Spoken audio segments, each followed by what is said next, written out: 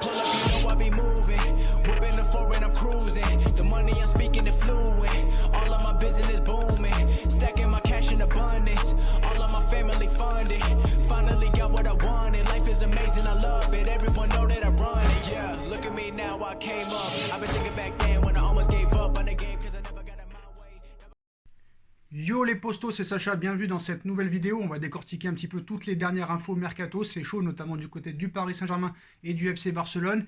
Il y aurait des tensions aussi entre les joueurs et Nasser El-Khelaifi et Leonardo par rapport aux baisses de salaire. Un arbitre qui fustige le Real Madrid. Mais avant de commencer cette vidéo, je voulais vous faire partager une chaîne YouTube, la chaîne YouTube de Natas et Noti. Je vous mettrai le lien de leur chaîne en description. Ils font des choses assez intéressantes, des portraits de footballeurs, de grands joueurs, hein, Neymar, Mbappé, beaucoup de joueurs, avec d'autres youtubeurs, donc c'est assez intéressant. Voilà, Natas et Noti, en bas en lien en description, n'hésitez pas à aller vous abonner et à leur donner de la force, les postos. On commence cette vidéo avec un arbitre, un ancien arbitre espagnol, Eduardo Iturralde, qui fustige un petit peu le Real Madrid, hein, en disant que 90% des arbitres de Liga soutiennent le Real Madrid. Voilà, sa bio Twitter présente un petit peu le personnage, hein. 31 ans à exercer la profession d'arbitre, 17 ans en première division et 15 ans comme arbitre international, jusqu'à ce que je m'en lasse. Retraité des pelouses de Liga depuis 2012, Eduardo Iturralde González, 53 ans, n'en a pour autant pas terminé avec le football. L'homme qui a rangé son sifflet suite à des différends avec le comité technique espagnol office désormais sur la Cadena Ser, où il intervient dans l'émission El Larguero, et dernièrement, l'ancien arbitre a livré quelques déclarations surprenantes sur son ancienne corporation. À la question combien d'arbitres supportent le Real Madrid et combien supportent le FC Barcelone, Eduardo Iturralde González a répondu 90% sont en faveur du Real Madrid et 10% en faveur du FC Barcelone, avant d'ajouter 70 ou 80% de la population espagnole est derrière le Real Madrid, bien que maintenant les jeunes soient plutôt pour le Barça à cause des titres remportés par Guardiola ou Messi. En 2014, l'ex-arbitre avait déjà déclaré « Les arbitres du football espagnol ne viennent pas de Mars, vous devenez arbitre parce que vous aimez le football. Et si vous aimez le football, je pense qu'il n'y a personne qui n'aime pas une équipe. » Donc j'ai la chance d'être né à Bilbao, et Bilbao, les gens supportent l'Athletic Bilbao. Cependant, dans le reste de l'Espagne, la majorité des gens supportent le Real Madrid et le FC Barcelone, car ce sont les équipes qui gagnent, c'est un fait. Je trouve qu'il va un peu loin. C'est vrai que le Real Madrid est favorisé, mais pour moi, à mon sens, depuis les 10 dernières années, le Barça a beaucoup plus été avantagé que le Real Madrid. Alors est-ce qu'il a une dent contre le Real Madrid? Je ne sais pas. Mais en tout cas, je trouve que sa déclaration est un petit peu erronée. Encore, il aurait pu dire 50-50, il aurait pu dire que le Barça et le Real sont beaucoup plus favorisés que les autres équipes de Liga, parce que c'est les deux équipes voilà, qui ont un plus gros palmarès, c'est les deux meilleures équipes au monde, soi-disant, même si c'est pas mon avis, avec le plus gros palmarès, mais en soi, 90% le Real, 10% Madrid, sur ce que je vois, ce serait peut-être le contraire, hein, plus 90% le Barça et 10% le Real Madrid. Bon voilà, sur la dernière déclaration de l'arbitre Eduardo Iturralde. Voilà. On passe au Paris Saint-Germain, donc situation tendue entre Nasser El-Khelaifi et les joueurs pour les baisses de salaire.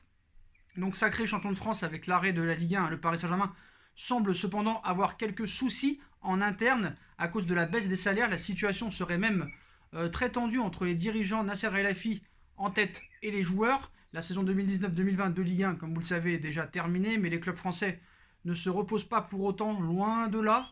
Depuis la semaine dernière, l'Olympique de Marseille est en pleine tempête avec le départ de son directeur sportif Andoni Zubizarreta et l'avenir incertain de son entraîneur André Villas-Boas. Du côté du LOSC, c'est Luis Campo, le conseiller sportif du président Gérard Lopez, qui est sur le départ. Il y a aussi les Girondins de Bordeaux dans le dur, avec notamment l'affaire des Girondins Leaks.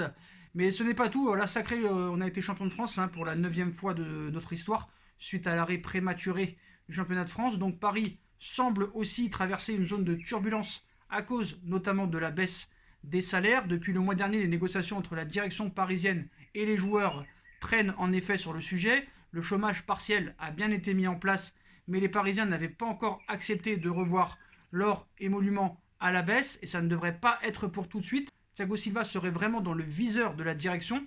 Le journal L'Équipe dévoile en effet de nouvelles informations ce jeudi. et elles ne sont pas forcément bonnes. Selon le quotidien sportif, la situation serait tendue désormais entre les dirigeants parisiens et les joueurs, notamment Thiago Silva en tête. La raison, les principaux concernés n'auraient toujours pas donné suite à la demande de la direction concernant la baisse des salaires.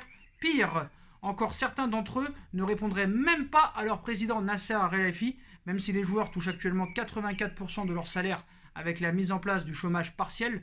La direction du Paris Saint-Germain souhaiterait un effort supplémentaire de la part de ces derniers à cause notamment des pertes colossales qui s'annoncent, l'équipe évoquant 200 millions de pertes possibles, mais pour le moment les Parisiens ne souhaiteraient pas revoir leur salaire à la baisse, comme d'autres clubs en Angleterre par exemple, et un homme serait notamment dans le viseur des dirigeants, Thiago Silva en fin de contrat dans quelques semaines et qui bloquerait les discussions. Le PSG semble donc aussi dans la tourmente, mais là c'est simple et clair et net et précis, c'est que certes Leonardo est arrivé et on pensait que c'était un vrai patron, mais on voit qu'encore tout n'est pas réglé au Paris Saint-Germain et qu'il manque vraiment des patrons. Bon après Paris c'est pas les seuls, tous les gros clubs en Angleterre n'ont pas accepté de baisser leur salaire. Il n'y a que le Barça et la Juve quand tu réfléchis bien. Même le Real ils l'ont pas baissé, donc il faut arrêter un petit peu d'attaquer le PSG en permanence. Voilà. Après le comportement de Thiago Silva, ça prouve qu'il ne prolongera pas au Paris Saint-Germain. Ça c'est clair et net. Donc le mercato estival s'annonce très mouvementé, très agité. Et le mercato estival 2020 s'annonce très incertain dans cette situation particulière liée à cette crise. Donc on va proposer un petit peu de faire un petit peu le point sur les mouvements attendus pour le club de la capitale. Donc cette crise a jeté un flou sur la teneur du prochain mercato estival, un contexte spécial auquel le Paris Saint-Germain n'échappe pas, même si le club de la capitale pourrait également en profiter. Depuis 2017 et leur arrivée très remarquée à Paris, Neymar et Mbappé ne cessent d'être courtisés par le FC Barcelone et le Real Madrid. Mais bon, du côté de Neymar, on sait que c'est les médias espagnols qui s'enflamment surtout. Jusqu'ici, le club de la capitale a tenu bon, quitte à frustrer ses stars, à l'image de Neymar, qui avait tout fait pour forcer son retour en Catalogne l'an dernier. En tout cas, c'est ce qu'on nous a fait croire. Mais alors que ce mercato 2020 était synonyme peut-être d'adieu pour la doublette d'attaquants, cette crise pour les journalistes, ça va être mort. Parce que je peux te dire que encore ça, ils vont avoir du mal à trouver des unes pour nous faire croire que encore Neymar et Mbappé vont partir. Donc voilà, vous inquiétez pas, ils resteront. La paire Neymar-Mbappé ne va pas bouger du tout, que ce soit cet été ou un autre été. Voilà, donc obligé de composer avec de grosses pertes. Les cadres espagnols semblent avoir renoncé aux deux Parisiens. Le Real patientera sagement jusqu'en 2021 en espérant que Mbappé ne prolongera pas un bail courant jusqu'en 2022, tandis que le Barça a jeté son dévolu sur la cible moins onéreuse, Lautaro Martinez. On en reparlera juste après. Sauf revirement de situation, les deux stars parisiennes fouleront toujours le Parc des Princes pendant encore de nombreuses années. Donc voilà, une excellente nouvelle, même si Paris n'arrivera pas à retenir tout le monde peut-être cet été, à commencer par les éléments en fin de contrat. Meilleur buteur de l'histoire du club, Edinson Cavani n'a pas donné de signe concernant une éventuelle prolongation. Pisté par l'Atlético, l'Inter, Boca Juniors et Newcastle entre autres, le Matador a l'embarras du choix. Lui n'en a pas autant, mais Eric Maxime Choupo-Moting se trouve dans la même situation contractuelle, annoncé dans le viseur du Torino. Le Camerounais n'est certes pas le plus grand attaquant que le Paris Saint-Germain ait connu, mais il faudrait tout de même compenser numériquement son départ. En défense, Layvin Kurzawa et Thomas Meunier ont eux aussi la cote.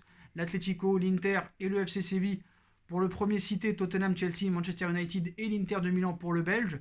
Enfin, il convient de ne pas oublier le cas du jeune Tanguy Kouassi, promu en équipe première mais qui n'a toujours pas signé son contrat professionnel. D'ailleurs, je ne sais pas ce que Paris attend vraiment, même si on sait que Leonardo voulait attendre que Kouassi, si je ne me trompe pas, le 7 juin aura 18 ans et ça pourrait lui permettre de signer un plus long bail que 3 ans, parce que quand tu es majeur, tu peux signer plus de 3 ans, alors que quand tu n'es pas majeur, tu ne peux signer que 3 ans. C'est peut-être pour ça que Tanguy Kouassi ne signe pas tout de suite. Paris a tout donné, mais le Red Bull Leipzig se montre très confiant, on verra comment ça va se passer. Plusieurs départs attendus et espérés, et enfin il y a les joueurs dont Leonardo aimerait bien se débarrasser. Arrivé en 2017, Julian Draxler en fait partie. Depuis plusieurs mois, l'Allemand n'est plus que l'ombre de lui-même. Les Rouges et Bleus ont bien tenté de le proposer à plusieurs clubs, l'Inter, le Milan AC, le Red Bull Leipzig, mais le milieu de terrain n'est pas prêt à s'asseoir sur sa dernière année de contrat très juteuse. Il touche environ 600 000 € par mois. Le Hertha Berlin est sur le coup, mais Draxler préfère attendre un an de plus et partir gratuitement. De son côté, Leandro Paredes a remonté la pente après des débuts mitigé, insuffisant toutefois pour convaincre définitivement Leonardo. L'Argentin est ainsi souvent cité comme monnaie d'échange dans plusieurs dossiers, mais à chaque fois l'ancien pensionnaire de l'AS Roma se montre très clair, il ne veut pas quitter le Paris Saint-Germain et rien ne le fera changer d'avis. Quant à Ander Herrera, son apport est jugé trop limité, l'Espagnol a souvent été absent pour cause de blessures. Pour preuve, il n'a joué que 8 matchs de Ligue 1 cette saison, et si Athletic Bilbao aimerait le faire revenir au Pays Basque, le seul souci pour Paris est qu'Herrera a signé un contrat jusqu'en 2024, avec un salaire mensuel de 650 000 € à la clé. Les Parisiens risquent de s'en mordre les doigts. Donc il y a plusieurs pistes au milieu pour les arrivées, comme vous le savez. Côté arrivée, là aussi, des mouvements sont à prévoir. En attaque, le dossier Mauro Icardi va être bientôt activé, l'option d'achat va être activée, prêté par l'Inter, l'Argentin va être définitivement recruté en échange d'un chèque de 70 millions d'euros, et si un tel scénario semble être une évidence, après la première partie de saison XXL, 14 buts en septembre et décembre 2019, l'année 2020 a rendu la chose vraiment plus incertaine, entre un rendement en baisse, 6 buts entre janvier et mars 2019, et sa brouille avec Thomas Tuchel à l'occasion de 8e de finale de Ligue des Champions contre le Borussia Dortmund, non utilisé ni à l'aller ni au retour. Le Sud-Américain, qui était désigné comme le successeur idéal de Cavani, s'est demandé si évoluer une nouvelle saison sous les ordres de l'Allemand serait judicieux. Alors, si jamais Tuchel reste, il est possible que l'option d'achat soit levée et que Paris le revende derrière. Mais bon, entre Icardi et Thomas Tuchel, je pense que le choix sera très vite fait. Donc voilà. Donc après, la Gazzetta, tout ça et tout, ils nous feront croire que la Juve est intéressée, ça c'est sûr. Mais Paris va devoir aussi trouver un deuxième attaquant pour remplacer Cavani et Choupo-Moting. Donc voilà. Un cran en dessous, plusieurs pistes existent pour l'entrejeu. Aujourd'hui, le dossier le plus clinquant est celui du Bosnien Miralem Pjanic, joueur de la Juve depuis 2016. L'ancien Lyonnais était déjà dans les radars parisiens lorsque Antero Henrique officiait, lié à la vieille dame jusqu'en 2023. Le joueur n'est pas fermé à un départ, mais pas forcément pour rallier la capitale hexagonale. 9 ans après avoir quitté la Ligue 1, Pjanic reste encore loin de la France puisque le FC Barcelone serait en pole position pour le moment dans ce dossier. Les Blaugrana seraient déjà tombés d'accord avec le joueur sur les bases d'un contrat de 4 ans et le départ de Nelson Semedo à Turin permettrait ainsi à la Juve et au Barça de signer une opération où chacun y trouverait son compte. De plus, le Parisien a annoncé hier que cette piste serait s'était refroidie au Paris Saint-Germain et la presse catalane affirme ce jeudi que l'ex-Gaune a bien donné sa priorité au Barça, mais bon, comme vous le savez, les pistes espagnoles, faut toujours prendre ça avec des pincettes. Toujours au milieu de terrain, le nom de Sergej Milinkovic-Savic revient chaque saison. Leonardo apprécie réellement son profil, mais la Lazio réclame plus de 100 millions d'euros pour son joueur, trop cher. Friand des renforts Madine Seria, le directeur sportif parisien pourrait finalement se servir à l'AC Milan, où le profil de l'Algérien Ismaël Benasser lui a tapé dans l'œil. Tenu en haute estime par les dirigeants qataris, Benasser a fait l'objet d'une offre de 30 millions d'euros et repoussée par les rossoneri, malheureusement. A noter que Gianluigi Lorenzo Pellegrini et le français de Chelsea Tchémoué Bakayoko figurent aussi dans cette liste. Le dossier est compliqué des latéraux, maintenant on va y venir. En défense, la possibilité de voir Thiago Silva poursuivre l'aventure existe. Une offre de prolongation comprenant une année supplémentaire plus une en option a été faite, mais Paris aimerait engager un central de renom pour préparer sa succession. Le nom du Napolitain Kalidou Koulibaly a longtemps été cité. Le Sénégalais était considéré comme un rock désireux de rejoindre une équipe plus huppée, mais face aux exigences financières de Naples, le PSG a souvent dû jeter l'éponge. Cette fois, ça ne devrait pas changer puisque Koulibaly serait plutôt en partance pour l'Angleterre, mais ce n'est pas tout. Paris cherche à tout prix à renforcer le poste de latéral, surtout avec les départs annoncés de Kurzawa et Meunier.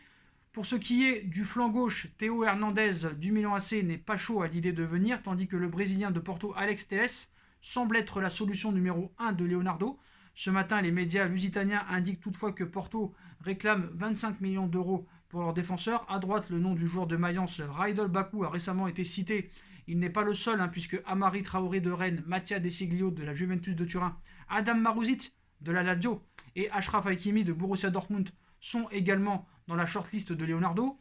Autant de cibles difficiles à atteindre vu au prix pratiqué. Enfin, le poste de gardien devrait lui être retouché.